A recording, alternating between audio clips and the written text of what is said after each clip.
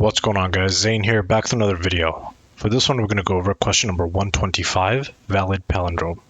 So we're given some string, and we're determining if it is a palindrome, considering only the alphanumeric characters and ignoring the cases. So we don't care if it's capital or lowercase, and we must make sure that it's a alphanumeric, a character, or a digit. Anything like a colon, comma, any of that, that's ignored. So what we're going to do here is, when we think of palindromes, we should always think about a while loop.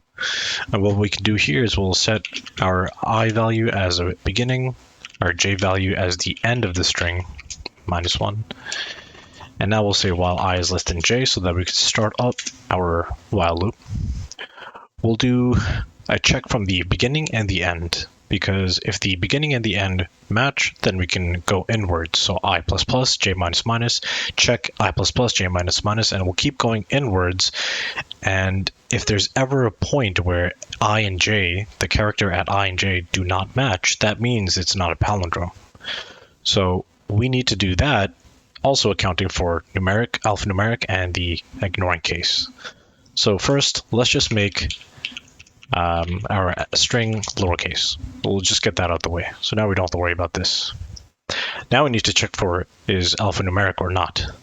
So what we'll do first is, now let's just say we're at the beginning and the end, so I and j. So now we say that if the character dot is letter or digit, so we only care about letters or digits. So if the character that we're at here, so s.character at I, if this is not a letter or digit, then we'll just increment I and continue to the next iteration. Then we need the other side, which is j. So we'll say that now while we're at j, if that's not the case where it's not a letter or digit, then we'll say j minus. Now we can be like, all right, we checked for those. We're making sure that the indexes are now properly being matched.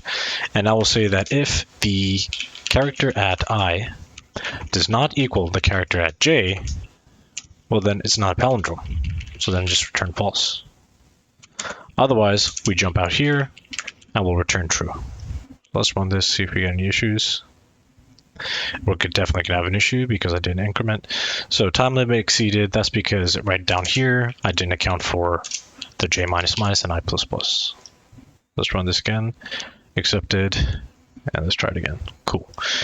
I had to try a whole bunch of times for this one, but basically, whenever we think of palindromes, always think about a while loop. Start from the beginning and end. Make sure you account for the digits and numbers.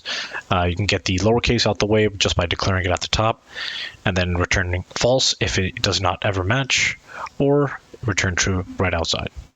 One thing to note is that you should definitely declare the lowercase method here, because there's probably some time restrictions on these problems. So if you were to do something like 2 lowercase on each of these, then you're most likely going to run out of time like I did here.